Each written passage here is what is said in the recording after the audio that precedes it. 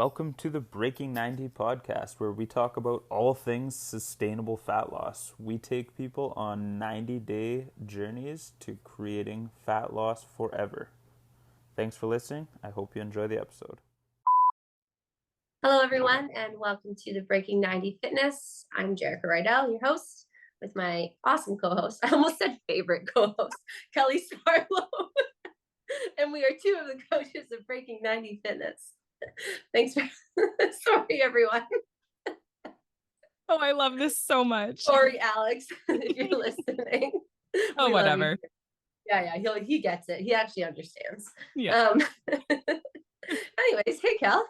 How are you? I'm doing really well, thank you. Oh, geez. What's new in your world? Well, I'm like super flattered, so thank you so much.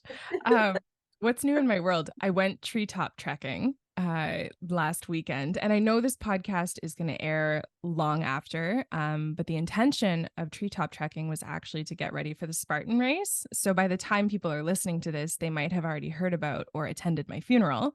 So that's nice. Come on. After the Spartan race, I plan to interview Coach Kelly on her experience of the Spartan race. So everyone stay tuned for that, because it'll be very different than the interview I got from Coach Alex regarding my experience at Spartan, I think. So it'll be cool to have a different perspective. So anyway, stay tuned. Fair. Oh, that's really cool. I look forward to that. I hope it's that, not a eulogy. So thank you. I'm not worried. Yeah, I went treetop trekking in Horseshoe Valley. It was so much fun. I've been before, and I was terrified. I'm not a heights person, so it was really pushing my boundaries.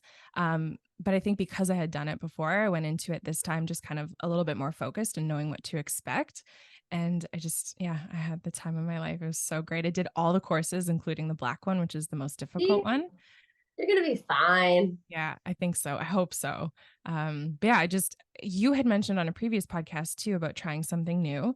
And this, I just want to encourage everyone to go because it's breathtaking, especially I did it in the fall. So the colors were stunning.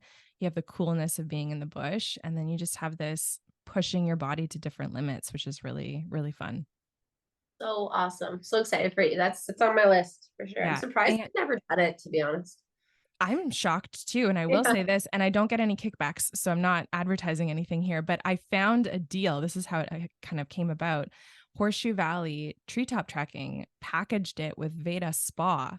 So tell me about a better day you could possibly have. So you go for 2 to 3 hours trekking, and then you drive 5 minutes over to the spa and you do this thermal cycle to just rest and relax your body. It's incredible. Wow. That's a perfect day. Yeah. I haven't been to that spa yet, but I've heard good things. Oh yes. It's fantastic. So that's what's new. I'm happy for you. What do you got for us today? Okay. I'm really excited. I'm calling it This versus That Movement Edition. Okay. Okay. So I want to pick your brain. I want to get your opinion on a few things because apparently these are controversial concepts within movement. And there will be a This versus That nutrition edition with Coach Alex at a different point. Awesome. Okay. Can I just preface by saying this is solely my opinion and not necessarily what science might be saying, because I haven't had a chance to do the research. Oh, that's cool. Okay. I really like that. And maybe there'll be a follow-up edition too. I'm not really sure, but I just thought you've been training for so long.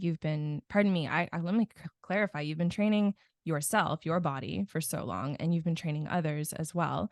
So I'm very curious to hear your opinion. So the first one is flexibility versus mobility. Okay. So am I choosing one or the other, or am I talking about each one?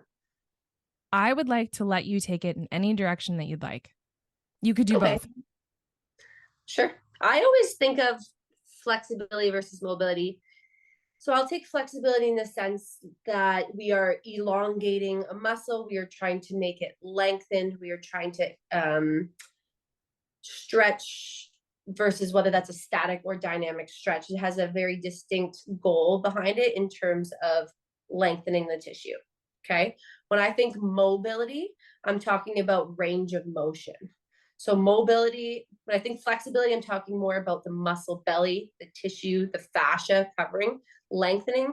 When I talk mobility, I'm talking about improving range of motion at the joint itself. Okay. Mhm. Clear so far? So when I'm going to give you some examples. Flexibility, I'm gonna say, okay, let's improve our flexibility. We're gonna do some static stretches, maybe at the end of a workout. That might be your pigeon hold for 60 to 90 seconds per leg. No long holds where we're working on our breath. Whereas if we're doing mobility, that's something I actually incorporate when I'm coaching a lot into my warm-ups. So it might be, I might have back squats in your workout today. So in the warm-up, we are doing mobility exercises to improve the range of motion at our hip, knee, and ankle joint, right? So then that will allow us to get a further range of motion in our squat, which I'm sure might be a this or that type controversy. I don't know if that's coming up, but that will help us get deeper into our squat, work that each joint in its full range of motion, which is my opinion and I believe to be the most beneficial for us. Mobility. No, just to improving each joint to its full range of motion. That's the goal. I'm a firm believer in, like the ass to grass type squat. Very cool. So I'm not choosing one or the other in this situation. All right, good I think enough. they both hold a very special place. Now, depending on your goals, let's say you're a world-class high jumper or triple jumper and you need a lot of spring and rebound to your body, then you might not be doing a ton of flexibility type movements because we're not trying to lengthen that muscle belly and that fascia very much because we want it to be a little tight. We want to have rebound. So you might not do much flexibility type movements. You might just work on keeping a healthy joint. So doing some mobility exercises. So one has a place maybe more than the other in certain situations. But in the average Joe, I would say they both hold a very important place in your routine. Average Joe is, I think, who most of us identify with. Yes. Okay, cool. I don't think So any professional athletes are listening. Okay, so this next one is corrective exercise versus the concept of shut up and lift. Okay, can you elaborate? Yeah. So what I was reading up on, and this is why I wanted to ask you, is that some people will go in with this cookie cutter kind of workout program for someone, and meaning like everyone can just get under the bar right away and start exercising. That's the shut up and lift concept. Versus corrective exercising, where you've gone through an assessment to know what this individual needs and you're actually correcting for their body type. That's probably not the right term, not body type, what their unique needs are within their body at that moment. Awesome. This is interesting. I like this. This is fun. So I'm going to give this different situations, I guess. For a healthy, when I say healthy, I mean no injuries, maybe has a pretty decent background in keeping their body moving, hasn't been very stationary for a long time. Like they're just an average person who is active but doesn't specifically work out. For a healthy individual with no real injuries, you probably could just join a kind of cookie cutter class, show up and get to work. This is just to get you moving. Now, most of us have goals and we are firm believers in having goals and setting goals. And so that's where corrective exercise type programming will come in because we know that it's not a one size fits all approach in the sense that 90% of people, 99, I would say 0.9% of people that do come to us have had some type of pre-existing injury in their life that might limit certain movements. They might have been really stationary for the last 6 months and have barely done anything. So jumping into your boot camp type class might be way above their head. So, for the most part, I would choose corrective exercise if you have the means to access a coach and someone to help you along that process. However, at times, just shutting up and lifting in a sense that, just showing up and doing something, even though it's not perfect, will do the trick, especially when you're just kind of getting things going. So this is a tough one because I like both. They both hold, again, I'm going to say this every time probably, they both hold a really important place depending on the person. I'd rather, if it means you're not able to access the means of having someone assess you and to give you that one, your specific programming, I'd rather you just show up to a class, do what you can with whatever they're telling you to do, or show up to take a Google image workout that someone just posted on there for free, take it to the gym with you and do your best. I'd rather you do that 100 times over, just knowing your limits. And that's where this one, shutting up and lifting, has a huge star beside it. You have to know your limits if you're going to take this route without the coach and that nature, just to know that you'll stop before an injury, or you won't push yourself past that. Otherwise, if you have the access, then hey, why not have something individualized for you and to meet your goals a bit faster? Cool. I love that. Okay, next one, compound versus isolation exercises. I figured this one was coming. So if I were to tell you you only had 30 minutes, or if you were to tell me I only had 30 minutes to go to the gym, I would tell you only do compound movements, right? Because, so I'll just preface by, I guess, a compound movement is working multiple muscle groups at a time. So that's your squat, like your deadlift, your overhead press, your bench press, things that aren't just doing one muscle group, like a bicep curl, which would be an isolation type movement. So if your overall goal, even if your overall goal is just to get bigger in certain muscle groups, compound lifting will still get you there faster, ensuring that you're giving adequate rest, right? If I showed up every single day and only had 30 minutes and did the exact same squat, deadlift, press, bench every day, the same routine, changed nothing, I probably wouldn't get to where I want to be, because we're doing too much repetition, not leaving adequate rest, etc. So that's where isolation movements do come in, because when we are showing up every day, that allows certain muscle groups to have rest, right? So if I'm showing up every day, I can do the biceps and the quadricep muscles, and maybe tomorrow I'll do the triceps and the hamstring. So the front of the body, back of the body, for example. So that allows a bit of change throughout the week, a little bit of rest. However, if we're going like 3 times a week, 45 minutes in and out, focus on your compound movements. They certainly are superior. They've been shown time and time again to be kind of that superior movement when it comes to increasing strength. It could be any of your goals. Increasing strength, increasing power, increasing endurance in the muscle. You just have to change kind of your rep range when it comes to that. But I would highly recommend mastering the compound movements first and foremost. Cool. Love that. Ready? Yep. Core stability versus core flexion and or rotation. Core stability versus core flexion. Okay. Both. Shocking.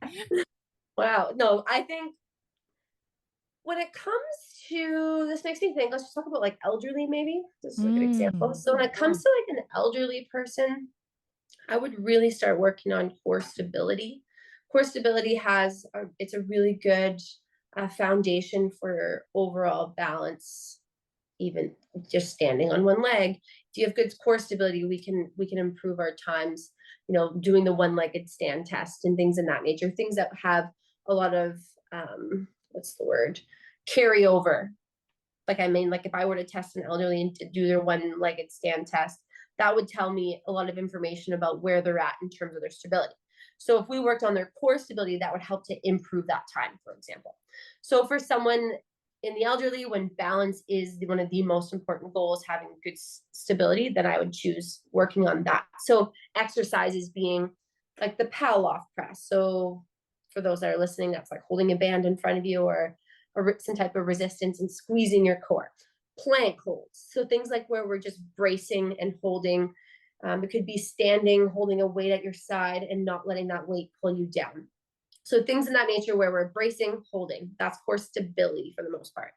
Now, core flexion and rotation would be things like the crunch, the sit-up, the Russian twist, things in that nature. I am a huge believer in rotation. So many of us, whether we work at home from a desk, right, and we face forward all day long, or we drive a vehicle for most of our day, a lot of us don't do a ton of true core rotation. We might rotate our neck, we might turn our whole body, but we're not actually twisting at the core. That is really important for our bodies to be able to move, not only at, I'm saying core, but actually at the thoracic spine and seeing true rotation there. So of course, I'm going to say both. I really do believe we should be able to rotate And a good test is, there's some good rotation tests you can do, like the thread the needle one way and seeing how much more limited you are the other way. There's the classic one, if you're listening, if you've been in high school, they might make you put the broomstick on your shoulders and twist to the right and see how far you twist, and twist to the left and see how far the broomstick goes. So there's a lot of tests you can do to compare your left to right rotation. But it's very important when it comes to just day-to-day lifestyle, because we don't do it enough. So incorporating that into your routine is key. Very cool. Okay. I think I know where this one's going, but here we go. Traditional cardio versus resistance training. Oh, I thought you were going to say traditional cardio versus like HIIT. Okay. Traditional cardio versus resistance training. I mean, I would say it depends on your goal, but even if your goal is to be a better runner, you should be resistance training. So I'm going to choose resistance training, of course. Now, if running is the ultimate goal, you still have to do traditional cardio. But incorporating, like I said, resistance training into your routine will not only make you will make you stronger, but will make you a better runner, make you faster, more power output, things of that nature. Everyone should be resistance training, in my opinion. Not only does it actually make your muscles stronger, bigger, faster, etc., but it's actually strengthening your bones, strengthening your tendons, things like that we need to start thinking about later in life. So resistance training through and through. But if you want to be a world-class runner, you also got to do the running. Okay. Okay. Last one then. You zipped through these. This is fantastic. Wait, can I add another point? Yes. This is for those people that are listening. They're like, well, what about your heart health for the cardio? Resistance training actually strengthens your heart as well. So I know people often, that's usually one of the arguments. It's like, there's actual studies out there that show that the muscle is a heart, or the heart is a muscle. Whoa. Okay. So when you resistance train, you can actually strengthen and thicken the walls of your heart and make it pump and work stronger. So don't feel like we have to completely do cardio in order to get a stronger heart. Resistance training also does that too. Combining the two is a magical way to keep your body living optimally, in my opinion. Beautiful. That was a great addition. Yeah. Okay. So last but not least, advanced monitoring techniques for all of these different, not just vital signs, but, sleep quality and all that, versus what they call the feel method. Cool. This is an interesting one. So I've been on both sides of this fence. Yeah, I bet. I'm a big science nerd, as you guys can understand. And I love like neuroscience, and I love podcasts. I have like the new upcoming technology. I've tried it all. I've done it all. I've paid for the expensive monthly subscriptions for the fancy watches and things like that. I've also been on the last year and a half on the feel method. And I think they both hold a really valuable place. And I'll explain why. So when you have the fancy monitors, you can learn some really important information, like, at what capacity am I working? Okay, take a second. How do I feel? Am I working? I feel like I'm working at an 8 and a 10 right now. Like I'm dying, I'm sweating, I'm super out of breath, I'm almost at my max. Okay, let me just learn about that. What's my heart rate actually at, for example? Okay, it's basically what I thought it was. It was almost at my max. That's how I'm feeling. Great. So we're learning that correlation between our cues of our body, what science is actually telling us. Same thing with sleep. For example, I wake up, this fancy watch that I had before, it would actually go on my phone and it would give me a sleep score. I think they all do that now. Excuse me. But if you wake up, before you check that, don't let that dictate how you feel, right? Before you check it, ask yourself, do I feel rested? Do I feel awake? Do I feel alert? Check in. Do I feel like I actually had a good sleep? How many times do I think I woke up last night? Ask yourself those questions. Check in with the app. They're not always accurate, so take it with a grain of salt. And you can learn those things as you go and see how in tune you really kind of are with your body based on what this scientific piece of metal or plastic is telling you. So I love them in the sense that they can teach you something.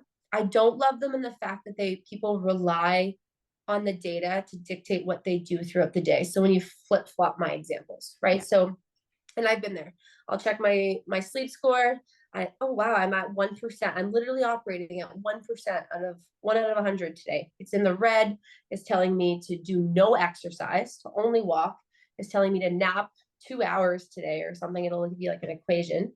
Meanwhile, I actually feel pretty damn good today. So then, now I'm not getting in my exercise that I probably could have went and done and felt fine doing. And maybe because it's telling me I'm at 1%, typically when you're operating really low and had a really poor sleep, you would gravitate towards foods that are a little bit more on the fatty side or the carbohydrate side, and foods that are a little bit greasier. So that might be making me think I should want those foods. So it definitely plays a mind game when you flip the switch, when you look at the data first and don't check in with yourself. And that's why I don't like those things. But I do like them in the sense that you can learn a lot about your body, and I certainly have.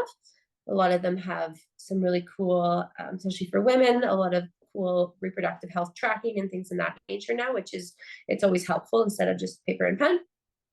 But at the end of the day, I think it's always worth taking a break from them and just really focusing on how you truly feel and see if that works for you. Amazing. This was so fun. I love this. I'm going to do one to you. Oh, I look forward to that. Yeah. That's fun. Yeah. Great. So, okay, the tip that I would like to leave people with is actually just in relation to the podcast today. And it's actually more of a mindset tip, I suppose. We did this versus that. Jerrika gave you her opinion. She also gave you some information as well that wasn't just opinionated. I want to check in with people and ask them to ask themselves, did any of this information make you bristle? Did it go up against a belief system that you've been handed down about health and fitness where you feel like you are resisting the information because of what you've been taught or how it's always been done? I'm putting that in quotations. And then can you look at any of these topics that we just covered today and ask yourself, based on, let's say, the feel good method or the feel method, what might you like to incorporate, or what might you have learned that you think you need to incorporate a little bit more of from this list? So I just don't want to overwhelm people because I think this was a very information heavy podcast. So maybe they can just kind of sit back and conceptualize it a little bit more. Awesome. Great topic. Thanks, Kelly. My pleasure. Awesome. So for everyone that's listening, if you could please subscribe to the podcast, that will actually notify you when we get a new episode released. Screenshot from wherever you're listening and share to any of your social media platforms, and tag a friend that you think would love this episode. We'll catch you next week, and thanks for listening.